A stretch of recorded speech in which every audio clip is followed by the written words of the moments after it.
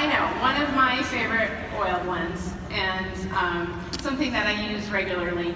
But a few years back, at the hospital that I worked at, we began seeing a rather large increase in a health issue that was a significant risk to patients. And part of the reason it became such a significant risk was because it wasn't just in hospital patients. We were seeing it out in the community, people that had never even been in the hospital before. And as things have a way of working out, about that same time, a dear friend of mine, Peggy Smith, some of you may know Peggy, yeah, she's a dear, sweet person, introduced me to a very small, at the time, essential oil company, which everybody should know by now who that is. And one of the things that stuck with me so much about this company was the quality of the oils. It wasn't just some sales thing and a pitch, and they were standing behind their potency and their quality. And then I started to think, because I am a scientist and I work with microbes, all sorts, and I'm always wanting to integrate things into that. And so I began to just wonder what it would be like if how the life cultures would respond to the essential oils, and whether the oils could influence outcomes. There wasn't a lot of research here in the United States on this, and so this was something I was very interested in looking into. So one of the things I want to take a step back a little bit about, because we talked about different types of issues and significant problems, but one of the things that we've all been aware of, because it's in the news all the time, they like to use these big flash words. Various microorganisms are becoming resistant to standard methods of control, and this becomes a problem because there's limited options available. Some organisms, there's 5 choices. That's it. And if your organism starts becoming resistant to those choices, there's nothing to do. And so sometimes even a new option will come out, and by the time it goes through and gets widely available for use, those organisms have already figured out a way to become resistant. They've already turned on another gene, they've mutated to survive, and those options no longer even work.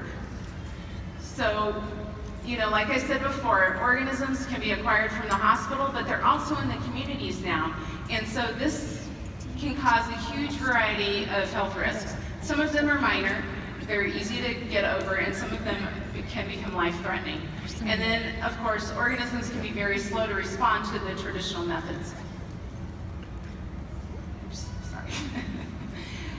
So one of the ways we wanted to study the essential oils and life cultures was to conduct some experiments. I'm a big person in experiments.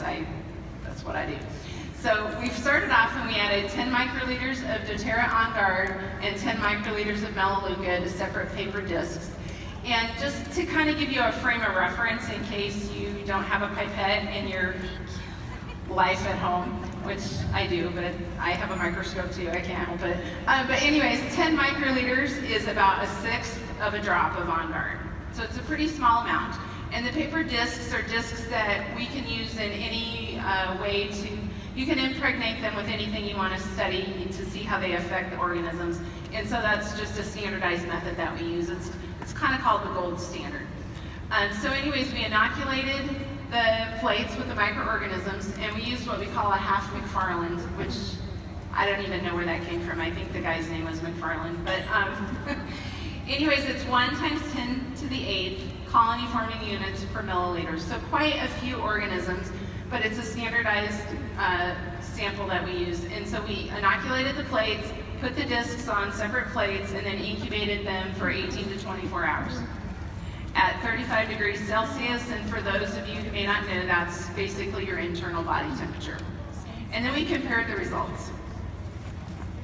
And here we can see that doTERRA On Guard showed a 26% increase larger zone size of inhibition in comparison to Melaleuca. So that was substantial. That's over a 1/4 increase in the zone of inhibition where the organism's not allowed to grow. So we wanted to move on to that, and there was a lot of talk, and there still is, about, can we add too much oils, or is more better? So we kind of looked at that on a smaller scale, and we increased the concentrations of On Guard that we looked at from 10 microliters to 20 microliters to 30 microliters.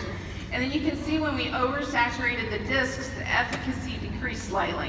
Not a whole lot, but just a little bit. So what we decided was, in conclusion, that the doTERRA On Guard is more effective than Melaleuca against the microorganisms that were tested, and increasing the volume does not necessarily increase the effect of the organism. And I think that's important to recognize.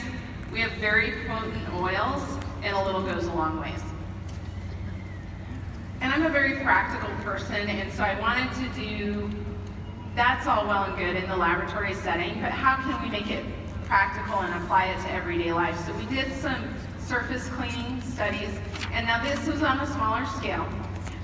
We didn't have as many organisms, but what we did was we added 3 drops of doTERRA On Guard and into a 32-ounce spray bottle and filled it with tap water, shook it up, sprayed it onto a countertop surface with the solution, allowed it to dry, and then we made that same type of suspension that I told you about earlier of the microbe, added it to the surface, and let it dry. So what were the outcomes? Well, we surface swabbed and cultured it for 7 days in a row. So what I'm saying is we cultured the surfaces with a swab and then put it on plates to inoculate it to see for growth. And every day for 7 days we did that. And the organisms were not able to grow. And to recognize the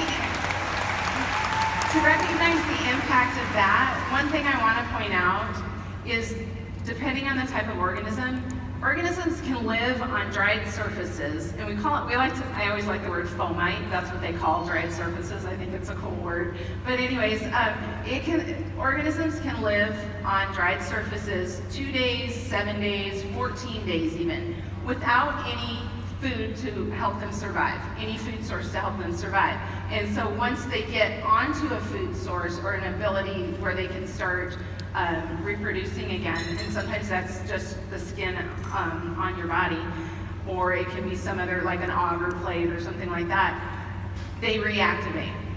And so I want you to really grasp this, that once the organism, who is supposed to be able to survive on these dried surfaces and be reactivated once we put it into a medium that enhances its growth, it wasn't able to. It was no longer viable. That is huge, guys. It's really a big deal, and it has huge ramifications. And so this was a small study, and I want to do a much bigger study on this. I want to try different surfaces, and I'm hoping Dr. Winterton's going to let me borrow a total knee, and I can check the different titanium and the plastic, and we can run some samples on that. Maybe he'll let me borrow one, I don't know. I hear they're kind of expensive, but who knows? Stainless steel, different countertops, different practical applications. And then one of the other ways would be to put it on the surface first, and then to put the oil on and let it dry.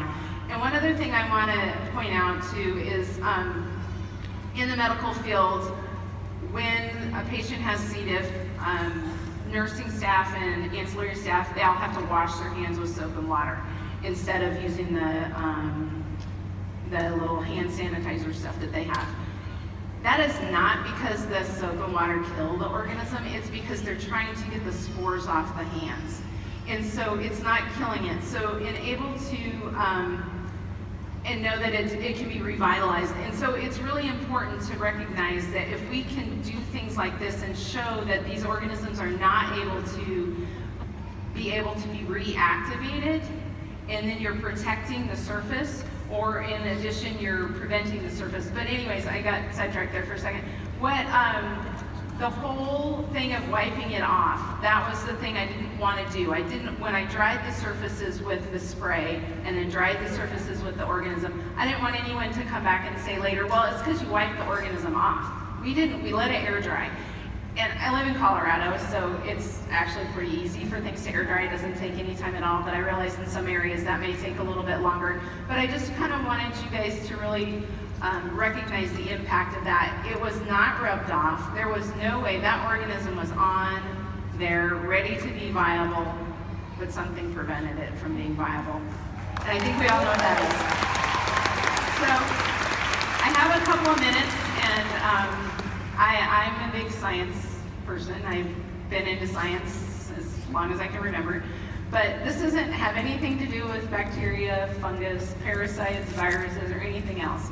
But you know how yesterday we talked about yoga, we talked about meditation and centering ourselves. And I just kind of wanted to share with you guys, because I have a captive audience. One of the things that I do to really center myself is just do a random act of kindness. And one thing, there's 30,000 people here. I mean, you think about that, that is a huge amount of people, and I understand there's another 10 live streaming. What if we all did a random act of kindness? What sort of impact will we have today? That's all I